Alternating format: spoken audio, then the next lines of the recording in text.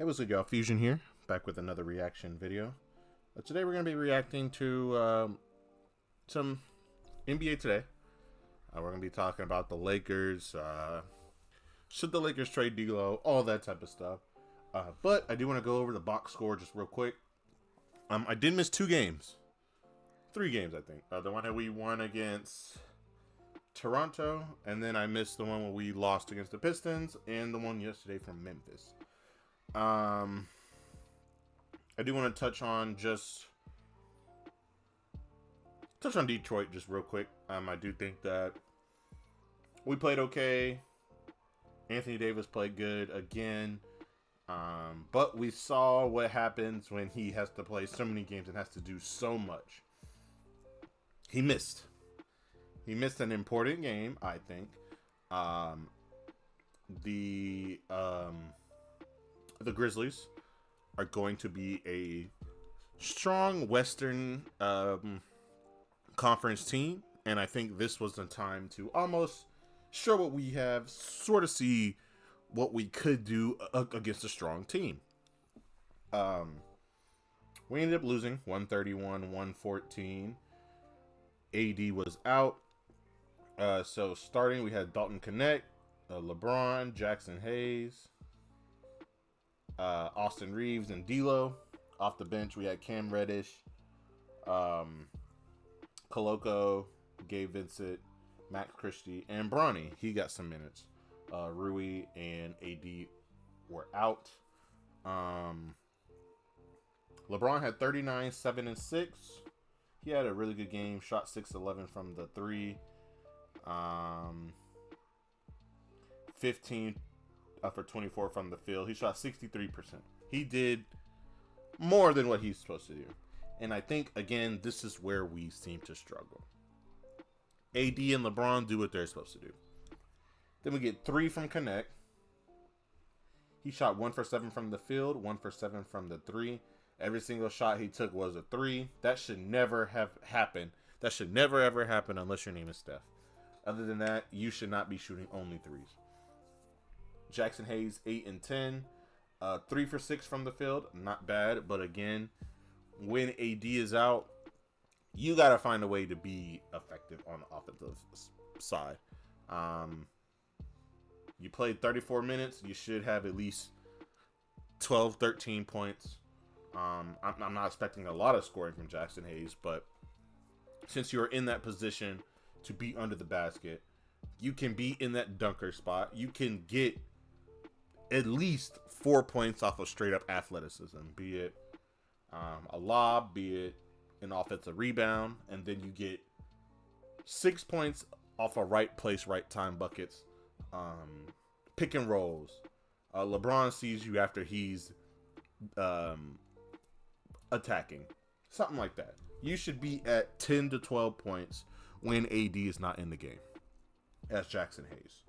Austin Reeves had 19, 7 for 17 from the field, 2 for 9 from the 3.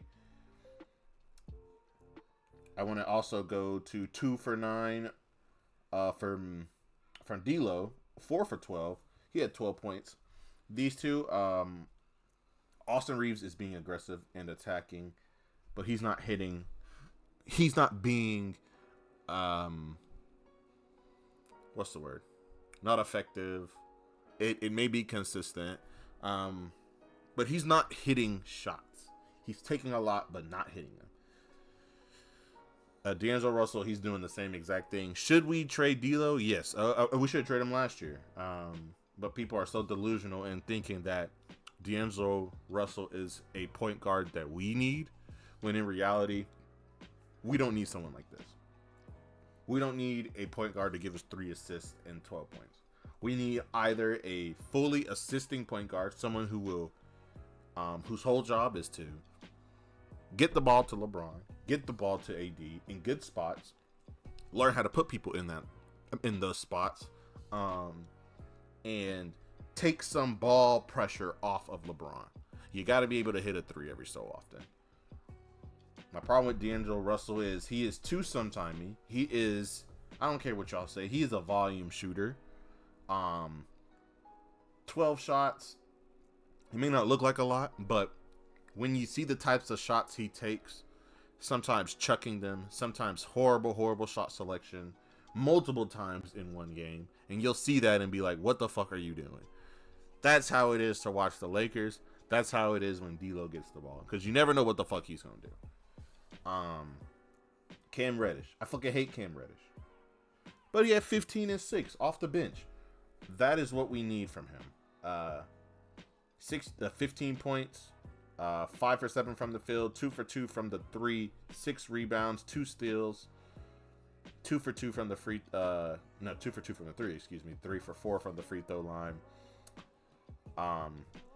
If we can get 12 to 15 points a night from Cam Reddish every single night, of course that's not going to happen, but if we can get that, that is what we need from our bench.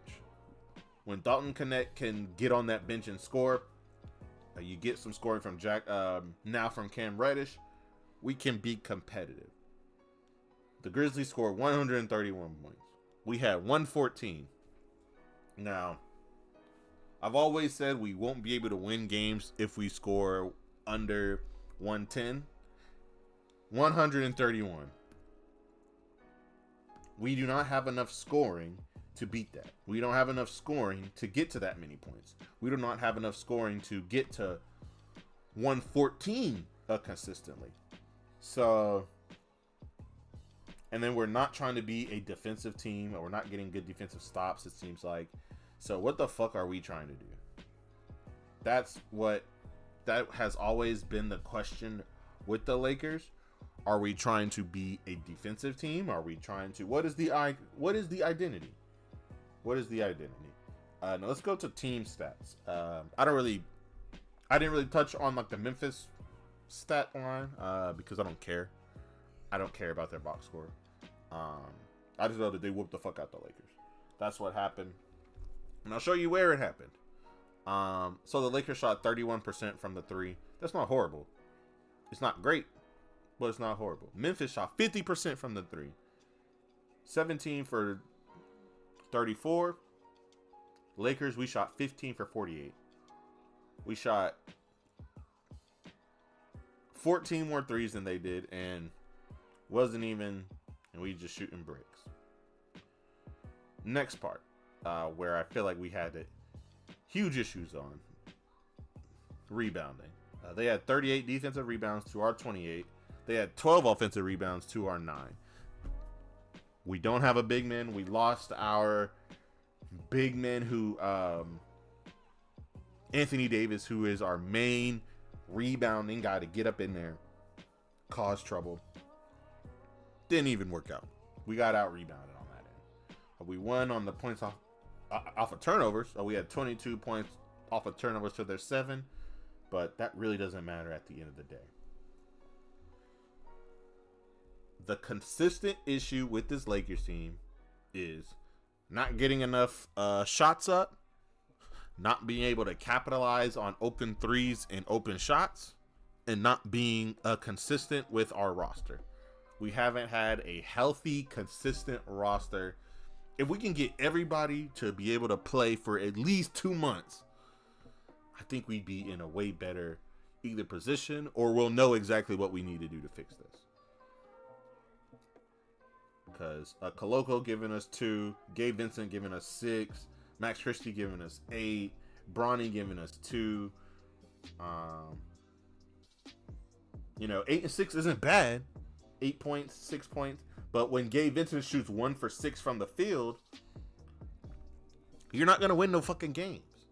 Yeah, he has 6 points, but he shoots fucking bricks. Dog shit. I do not like Gabe Vincent at all, as you can tell.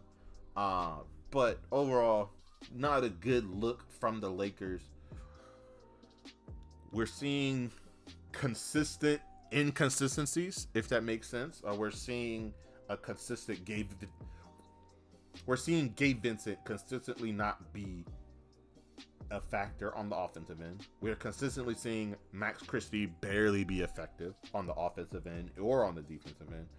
We're consistently seeing D'Angelo Russell giving you an ugly double-digit performance. When are we going to make a change? When the fuck are we going to make some changes? But that's all from Fuzion, from me. We're going to go ahead and see what they got to say. I don't really care what Brian Windhorse has to say, to be honest. But I do want to get another perspective. So let's go ahead and get started. Career regular season game. But what was it that AD said, Perk, that the Lakers, they typically lose big milestone games for LeBron? Yeah, it's something like that trend would continue, particularly with AD on the bench as they face the Memphis Grizzlies here. Oh, too small. This is when we are truly missing Jared Vanderbilt,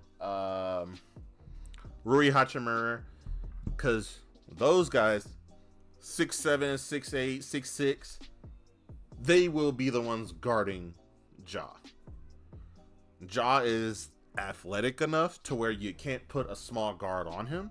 He's quick enough to where you can't put a super big guy on him. So you need someone who can move, but also have length. Jared Vanderbilt is a solid defender. This would have been his time for him to show that, but he's hurt. Rui Hachimura, this was a challenge for you. I don't think they play the same position at all, but either way, Rui Hachimura would have been perfect to guard him because he can at least hold him weight-wise and with length. That's how you beat Ja Morant if he's not coming at you with a full head of steam. You put someone with some weight and some length to force him to take a jump shot or to force him to take hard shots. But if you put Gabe Vincent on him, he's just going to get bodied every single time. Too small. Yeah, Morant was making his free throws. The Grizzlies up here in this next Lakers possession. Yeah, right. Now it's LeBron's turn to give a little bit of the too small. First, he had to complain to the ref, and then too small. Yeah, he got to though eventually. Morant drives, hits the bank shot for two, and then gives LeBron a little shove at the end of the play there. I'm not mad at it. Oh, you see how LeBron turned? You said, who this? Yeah. Morant foul. Next Wednesday on ESPN, the rematch. Yep, Next third Wednesday. quarter here. LeBron gets the ball at the top of the key, drills the three. And first, I do just want to comment on this play. This was a good pass by Connect into the great cut by Hayes Next Wednesday on ESPN. to the easy kick. See, he comes in, draws two defenders over. He comes over, throws it back here. He maybe could have made that pass, but I'm not mad about that. I'm not mad about that hockey assist. I'm really not. That's not bad there. That was a good contest. He just hit the shot. Good play. But can we do that every single time? No. Too weak down there. 7 rebounds, 6 assists. Morant all over the court here.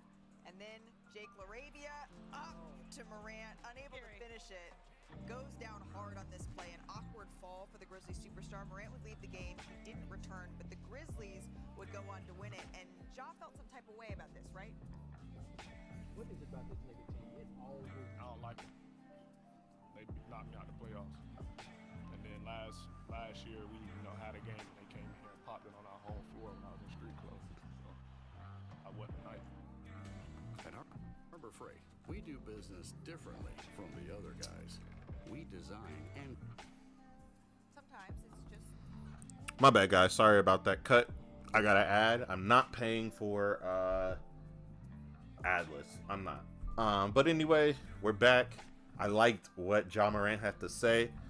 Every single time that somebody talks about Ja Morant, every single time I see how he plays, it reminds me of a young Kobe. Froby, athletic, competitive. You can see where he can improve on his game, but he's already doing. You're already seeing a great motor.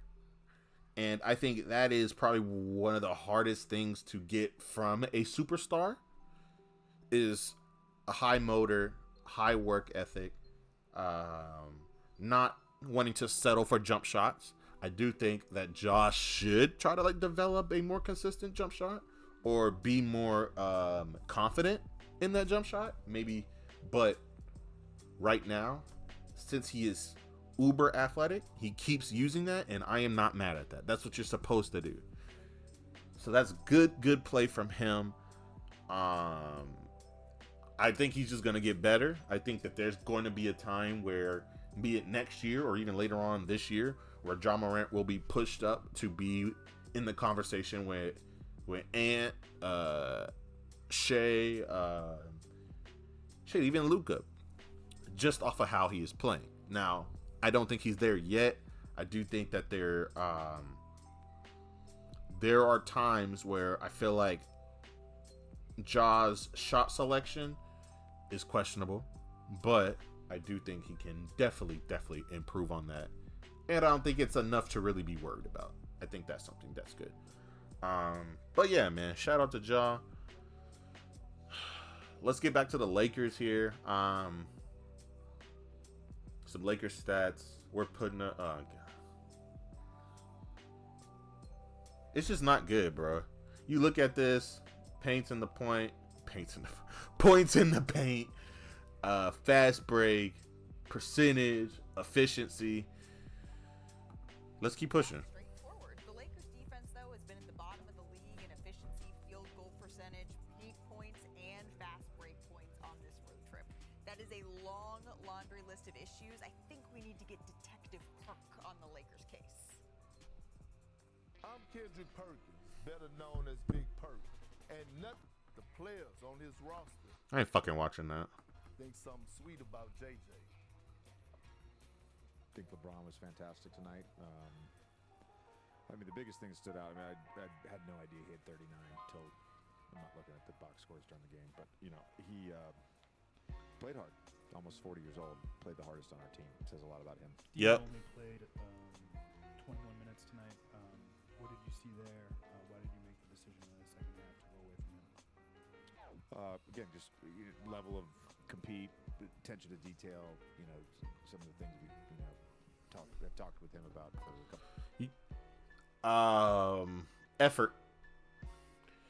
JJ Redick tries to bring the effort, and he did bring it those first few games. I just don't think that this roster's missing an energy guy. That's what we're missing. Someone like a Pat Bev, someone like a Draymond, someone like who's like another energy sort of out there to get up in there and just fuck shit up. Even Fat Boy Grant Williams. You need somebody like that on your team. For you to be a successful NBA team, you need to have someone in there who can ruffle some feathers. Someone in there who can get everybody some energy. That is one of the main pieces that the Lakers are missing and have been missing. Couple weeks, and at times he's been really good with that stuff, and other times, it's just reverting back to certain habits. But it wasn't like a punishment. It just felt like, for us to have a chance to win this game, that was the route we wanted to take. Well, if you know like I know, is nothing sweet about JJ Redick, and we finally seeing the other side of him, especially as players. Did you hear those post-game remarks? But he was absolutely right, especially when it comes down to defense. Oh, he was talking about D'Lo? Look at this effort defensively. So, hold on. Let me actually go back a little bit. I think that's what he said, D'Lo. The second half to go away from him. Again, just Minutes tonight. What did you see there? played hard. Almost 40 years old, played the hardest on our team. It says a lot about him. D'Lo only played D'Lo. Okay, yeah. Yeah, bro. One day, I think at some point, y'all niggas gonna need to start fucking listening to me. D'Angelo Russell is one of the most lazy point guards I've seen. He has the talent. I think the problem is I don't even know where to even attack this from. I don't think he's fit to be a Laker. I think there's a lot of pressure to be a Laker, and if you've seen how a lot of players that come through the Lakers react and play and what they do, they either thrive or they fail. When you come to the Lakers, example, Malik Monk. You'll see games where he has the capability. He was hitting shots for us. There were times where he would get a lot of buckets for the Lakers. And then there were times he just is non-existent. Then he goes over to the Kings and is a important piece to that King team. Julius Randle. He's on the Lakers. Of course, we got him early, and I think we could have developed him into what he later became. But I do think that there were times where he was just not ready to be a part of the Lakers team. Who else? Malik Beasley. We got him to hit threes. This dude missed damn near every single fucking three when he was on this team. The next year, when he goes to Milwaukee, he does not miss a single three. That's why it's hard to be a Laker. There's a lot of things that come into that. Teams will play harder against you. And then you also got LeBron on your team. So players are treating this as a finals game. When they come and play against the Lakers, it is a finals game every single fucking night. Because I remember when Dante Exum just went fucking crazy on us. He ain't miss a damn three. Because he went into it prepared, knowing that he's going to have to play against the Lakers and he's going to play harder. That's what it means to be a Laker. That's what it means when you do put on that jersey. And when you're lazy, like this ugly ass nigga, you get cooked for it. Watch. Absolutely right, especially when it comes down to D'Angelo. Just go right here. You supposed to be able to get there. What did he do? I think he thought that LeBron was going to help him. He should have been able to stop that though. Look at this effort defensively, and look at it. And then LeBron just looked at him. Consecutive plays right here. Then he comes down. This is a slap in the face to the coaching staff when a guy plays basketball like this. I want you to watch this possession right here. Lackadaisical. He should have cut. I think I'm at the part and one type of moves. Look at it. Just look at it. Look at it. Step back, gets his shot blocked. Now look at his effort getting back on defense. Okay? He has the ball now. He has the ball. I want you to watch him again. I'm not picking on him, but the eye in the sky don't lie. Look at the effort. Give up the drive. Three. After that, J.J. Redick said, you know what, I've seen enough. You got to come sit on this sideline with me, D-Lo. Well, and look at the Lakers' three-point shooting the last. I think I've said this every single video. Every single Lakers video. Live and die by D'Angelo Russell. You know what you got. We had him before and he was doing this shit already. You pick him up, what is he doing? The exact same shit. Lazy defense, horrible shot selection, interesting shot selection, poor decision making.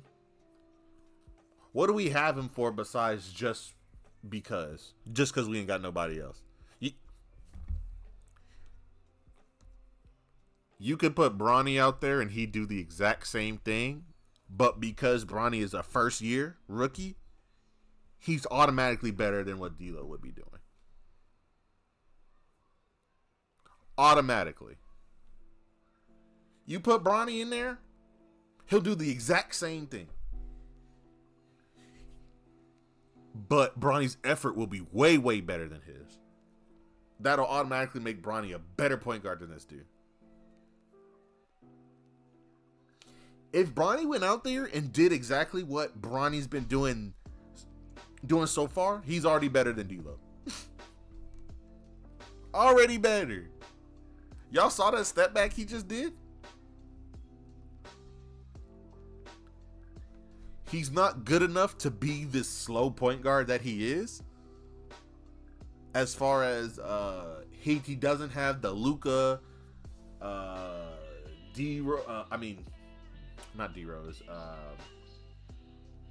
Dirk. He does not have the Paul Pierce slow, methodical skill set to make that slow, methodical game style work for him, if that makes sense. He's not good enough. And when he's trying to do it, it makes it worse for us. So either get better or get the fuck out the starting lineup. You could put Gabe Vincent up there. Gabe Vincent can miss shots too, but he'll at least put some effort out there. That's what I said when we got Bronny. We got another inconsistent point guard. What's the point? But I'd put Gabe Vincent over D'Lo, and I'd put Bronny over D'Lo. Because then, some mind game shit, either D'Lo is going to play better when he does come off the bench, or you can see exactly what type of basketball player he is. Will he give up? That's what you should do. That's what you should do, in my opinion. But we've had this problem with D'Lo since last year, even before we got him. I've been saying, why did we get this dude? He's not good. He's not a good enough point guard. He should be playing the 2. I think his skill set is a 2-guard skill set. His mindset is a passing 2-guard. I think he should just go full on and be the volume shooting guy that he truly is, instead of trying to force something that he's not. I think that's the issue. But that's pretty much all I got, man. We're only 4 minutes and like 30 seconds into the video. I don't want to bore you with 6 more minutes of me going over the same shit. So I'll go ahead and call it here. Like, comment, subscribe. I will be posting a TikTok later on today as well, asking the same question: should the Lakers trade D'Lo? Let me know in the comments down below. See you guys later. Peace.